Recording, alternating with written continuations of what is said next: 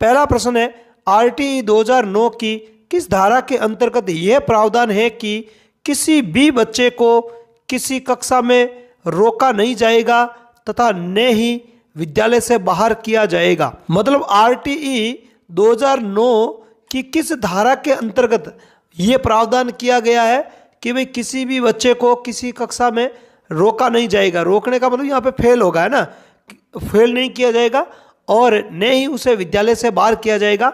तो वो धारा कौन सी है? ऑप्शन देखते हैं।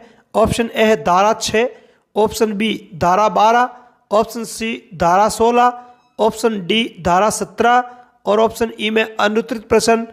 तो इस प्रश्न का जो राइट आंसर है वो हो जाएगा आपके ऑप्शन सी धारा 16। धारा 16 में ये प्रावधान किया गया है। अगला प्रश्न है, युयुत्सा है। देखो युयुत्सा क्या है? ऑप्शन ए अभिप्रेरक, ऑप्शन बी उद्दीपक, ऑप्शन सी समस्या, ऑप्शन डी इच्छा और ऑप्शन ई में है अनुत्तरित प्रश्न। तो देखो युयुत्सा क्या होनी चाहिए? युयुत्सा एक अभिप्रेरक है। क्या है? युयुत्सा क्या है? एक अभिप्रेरक है जिससे व्यक्ति को क्रोध उत्पन्न होता है। मतलब आप यूं भी कह सकते हैं युयुत्सा क्या है? एक संवेग है। क्या है? एक संवेग है जिसके कारण क्रोध नामक जो मूल प्रवृत्ति है वो उत्पन्न होती है। अगला प्रश्न देखते हैं, 0 से 25 बुद्धि लब्धि आईक्यू को कहते हैं। मतलब ऐसे बालक जिनकी जो बुद्धि लब्धि है वो 0 से 25 होती है, तो ऐसे बालकों को क्या कहते हैं?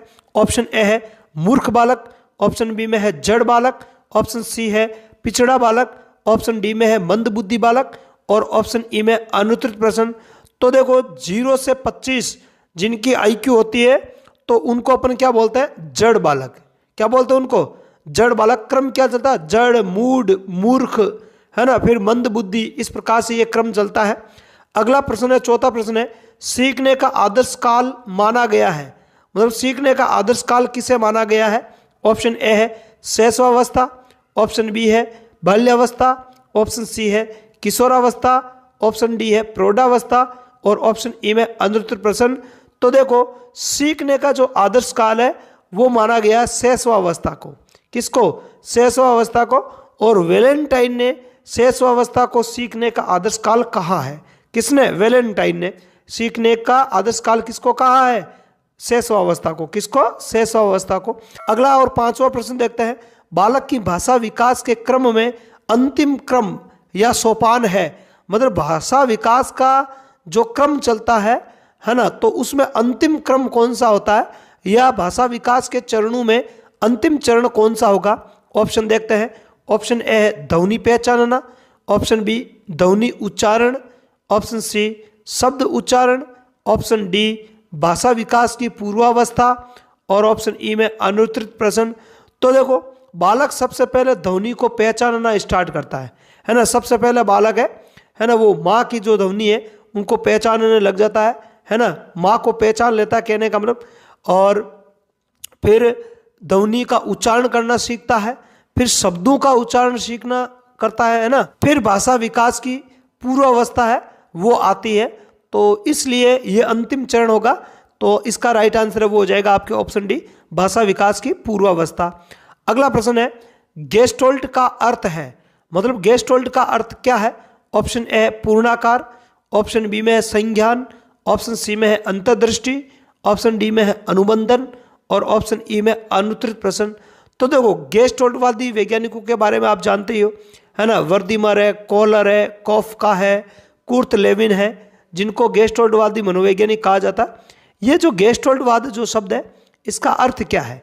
तो इसका जो राइट आंसर है वो हो जाएगा आपके ऑप्शन सी अंतर्दृष्टि। क्या हो जाएगा? अंतर्दृष्टि। अगला प्रश्न है, सातवां प्रश्न है, बहिर्मुखी विद्यार्थी अंतर्मुखी विद्यार्थी से किस विशेषता के आधार पर भिन्न होता है? मतलब एक बहिर्मुखी विद्यार्थी जो होता है वो अंतर्मुखी विद्यार्थी से किस आधार पर भिन्न होता है? ऑप्शन देखते हैं। ऑप्शन ए है मजबूत भावनाएं, पसंदगी एवं नापसंदगी, ऑप्शन बी है मन ही मन परेशान होने की अपेक्षा अपनी भावनाओं को अभिव्यक्त करता है, ऑप्शन सी अपने बौद्धिक कार्यों में डूबा रहता है, ऑप्शन डी बोलने की अपेक्षा लिखने में बेहतर, ऑप्शन ई अनुत्तरित प्रश्न। तो देखो एक बहिर्मुखी जो विद्यार्थी होता है उसकी जो मुख्य विशेषता होगी इनमें से, तो वो हो जाएगी मन ही मन परेशान होने की अपेक्षा अपनी भावनाओं को अभिव्यक्त करता है, जबकि अंतर्मुखी जो बालक होता है या विद्यार्थी होता है वो किसी भी समस्या को लेकर मन ही मन परेशान होता है और अपनी भावनाओं को अभिव्यक्त नहीं कर पाता है। ठीक है, तो ये जो इसका राइट आंसर हो जाएगा ऑप्शन बी। अगला प्रश्न है, अभिवृद्धि एवं विकास के संबंध में कौन सा कथन गलत है? मतलब अभिवृद्धि और विकास के संबंध में दिए गए कथनों में से कौन सा गलत कथन है? ऑप्शन ए है, अभिवृद्धि निश्चित आयु तक जबकि विकास जीवन पर्यंत चलता है। बिल्कुल ये तो सही है ना। वृद्धि एक निश्चित आयु के बाद में रुक जाती है, जबकि विकास है वो जन्म से लेकर मृत्यु तक चलता रहता है। ऑप्शन बी है, अभिवृद्धि एक संकुचित अवधारणा है जबकि विकास व्यापक अवधारणा। बिल्कुल, अभिवृद्धि है वो विकास का ही क्या होती है? एक हिस्सा होती है, जबकि विकास व्यापक होता है ना। विकास में सभी दिशाएं शामिल होती हैं, साथ ही साथ सभी क्षेत्र शामिल होते हैं, शारीरिक, मानसिक, भावनात्मक। आगे देखो, वृद्धि दिखाई नहीं देती है जबकि विकास दिखाई देता है। नहीं, ये नहीं होगा, वृद्धि दिखाई देती है जबकि विकास दिखाई नहीं देता है, ध्यान रखना। और ऑप्शन डी में है, अभिवृद्धि विकास का हिस्सा होती है जबकि विकास स्वतंत्र व चहुमुखी होता है। बिल्कुल सही बात है, अभिवृद्धि विकास का ही हिस्सा है ना, जबकि जो विकास होता है वो स्वतंत्र रूप से होता है और चहुमुखी होता है। चहुमुखी का मतलब है कि सभी प्रकार का विकास है वो होता है, मानसिक विकास है, शारीरिक विकास है, भावनात्मक विकास है, बौद्धिक विकास है ना। बौद्धिक विकास मानसिक विकास हो जाएगा, इसलिए इसका जो राइट आंसर है वो हो जाएगा आपके ऑप्शन सी। अगला प्रश्न देखते हैं, नंबर क्वेश्चन है, निम्न में से कौन सी एक उप अवस्था गर्भावस्था की नहीं है? मतलब यहाँ पे उप अवस्थाएं दे रखी है, इनमें से कौन सी एक उप अवस्था गर्भावस्था की उप अवस्था नहीं है? ऑप्शन ए है बीजावस्था, ऑप्शन बी है भ्रूणावस्था, ऑप्शन सी गर्भस्थ शिशु की अवस्था, ऑप्शन डी सुप्तावस्था और ऑप्शन ई में अनुत्तरित प्रश्न। तो देखो, बीजावस्था, भ्रूणावस्था और गर्भस्थ शिशु की अवस्था, ये तीन उप अवस्थाएं होती है गर्भावस्था की। ठीक है, जबकि सुप्तावस्था ये गर्भावस्था की कोई ऐसी अवस्था नहीं होती है, इसलिए इसका जो राइट आंसर है वो हो जाएगा आपके ऑप्शन डी।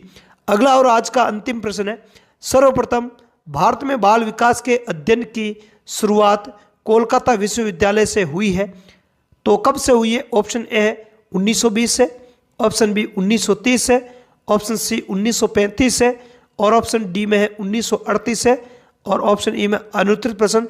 तो देखो, भारत में बाल विकास के अध्ययन की जो सबसे पहले जो शुरुआत है वो 1930 से मानी जाती है। कब से? 1930 से सर्वप्रथम कोलकाता विश्वविद्यालय से हुई थी। आगे बात समझ में? तो आज की क्लास में इतना ही।